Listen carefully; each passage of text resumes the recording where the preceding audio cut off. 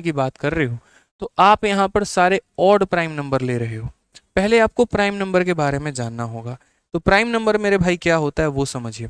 बच्चा कह रहा है सर ब्राइटनेस इंक्रीज कर दो। मैं ब्राइटनेस इंक्रीज नहीं करूंगा, बोर्ड आपको सफ़ेद कर देता हूँ। ब्राइटनेस इंक्रीज करने का ऑप्शन हमारे पास अभी फिलहाल नहीं है। अगर हम प्राइम नंबर्स के बारे में बात करते हैं तो पहली बात इस बात को समझिए, प्राइम नंबर कौन से नंबर होते हैं?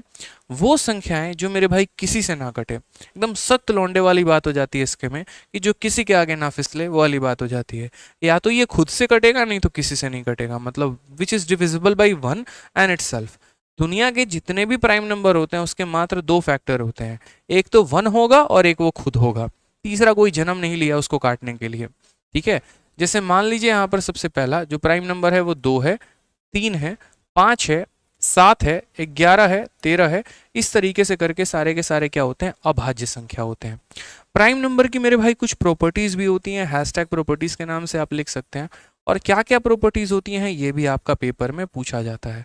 अगर प्राइम नंबर पढ़ाने पर ही आऊँ तो कम से कम मुझे 1 घंटे लगेंगे इसको पढ़ाने में, इतने सारे इसके प्रॉपर्टी हो जाते हैं। सबसे पहला प्रॉपर्टी जो हो गया वो ये हो गया, दुनिया में जितने भी प्राइम नंबर हैं मात्र उसमें एक ही जो है वो मेरा इवन है, और बाकी जितने भी प्राइम नंबर होते हैं सारे के सारे ऑड होते हैं मेरे भाई। यानी इवन एक ही है, इकलौता है, और वो मेरे भाई कौन है? तो मात्र 2 है। और बाकी जो होंगे वो सारे के सारे क्या होंगे? तो रेस्ट जितने भी नंबर हो गए वो हमारे क्या हो जाएंगे? ऑड हो जाएंगे। ये पॉइंट नंबर 1 हो गया। पॉइंट नंबर 2 क्या हो गया?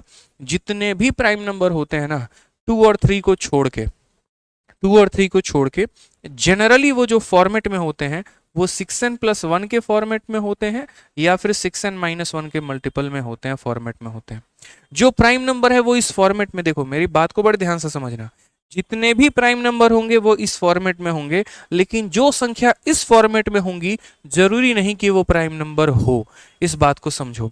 जैसे अगर मान लो यहाँ पर 6 × 4 24, 24 + 1 अगर हम 25 बोले तो 25 इस फॉर्मेट में है लेकिन वो प्राइम नंबर नहीं है। लेकिन ये 11 जो है, आप 11 को देखो, 6 का 2 गुना -1, 11।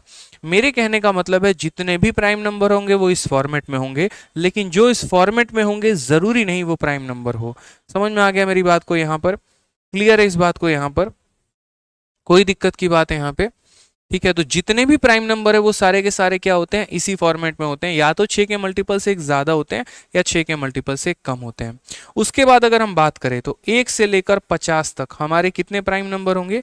तो 1 से लेकर 50 तक हमारे पेपर में भी पूछा गया है, 15 प्राइम नंबर होते हैं। और 50 से लेकर मेरे भाई 100 तक कितने प्राइम नंबर होते हैं? तो 50 से लेकर 100 तक हमारे 10 प्राइम नंबर होते हैं। इस हिसाब से कुल मिलाकर 1 से लेकर 100 तक जो है हमारी कितनी अभाज्य संख्या हो जाएगी? तो हमारी 25 अभाज्य संख्या हो जाएगी। तो कोई भी पॉइंट आते रहेगा ना तो बीच बीच में उसके फुटनोट्स भी लिखवाते रहूंगा, ताकि आप एक डिटेल वे में पढ़ पाए यहाँ पर और बातों को मेरे भाई समझ पाए। ठीक है, तो ये प्राइम नंबर की छोटी सी जानकारी हो गई। क्वेश्चन में हमें क्या कहा था? क्वेश्चन में हमें कहा था सभी विषम अभाज्य संख्याओं के गुणनफल, यानी unit digit of product of all odd prime number. सिर्फ हमें ऑड लेना है, इवन नहीं लेना। क्या लेना है मेरे भाई? ऑड लेना है, इवन नहीं लेना। यानी अगर हम बात करते हैं तो 3 हो गया, फिर 5 हो गया, फिर मेरे भाई 7 हो गया, 11 हो गया, 13 हो गया, और ऐसे करके पता नहीं दुनिया में कितने भी हमारे प्राइम नंबर हैं। इन सब को गुना करने पे इनका एक अंक हमारा क्या आने वाला है ये बताइए। तो आज के बाद जीवन में इस बात को ध्यान रखिएगा। पहली बात कि अगर आप 5 को कभी भी किसी भी संख्या के साथ गुना करते हैं ना तो हमें इसका उसका यूनिट डिजिट कितना आने वाला है? 5 आने वाला है। आप 5 को किसी से गुना करके देख लो, शिवाय मेरे भाई को इवन नंबर के। 5 को किसी भी ऑड नंबर के साथ गुना करके देख लो, हमेशा क्या मिलेगा? 5 ही मिलेगा। तो 5 यहाँ पर दो तरीके का गेम खेलता है। पहला बात मेरे भाई क्या करता है? तो यदि आप 5 को किसी इवन संख्या के साथ गुना करेंगे तो हमेशा इकाई का अंक कितना आएगा? 0 आएगा। और अगर आप मेरे भाई 5 को किसी भी ऑड संख्या के साथ गुना करोगे तो जीवन भर वो कितना देगा? 5 देगा, मर्जी चाहे कुछ भी कर लो। इसीलिए इसके ऊपर 2 क्वेश्चन पूछा गया था पेपर में, और तगड़े लेवल का सवाल, मतलब एक तरीके से कि कंफ्यूज।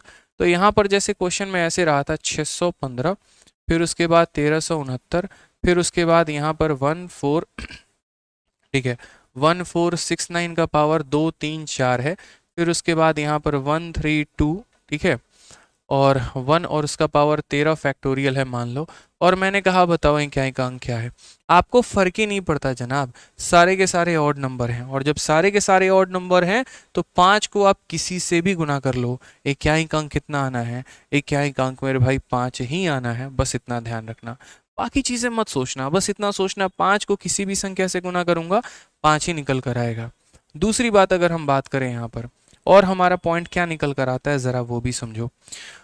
और अगर हम पॉइंट की बात करते हैं तो और पॉइंट हमारा क्या हो जाएगा, जैसे इवन की बात अगर मान लीजिए करें तो हमने यहाँ पर जैसे कहा, मान लीजिए 242 है, इसको 113 या 21 के साथ गुना किया, फिर 1655 के साथ गुना किया, फिर 1139 के साथ गुना किया, और मैंने कहा बताओ इसका इक्याई अंक हमारा कितना होगा।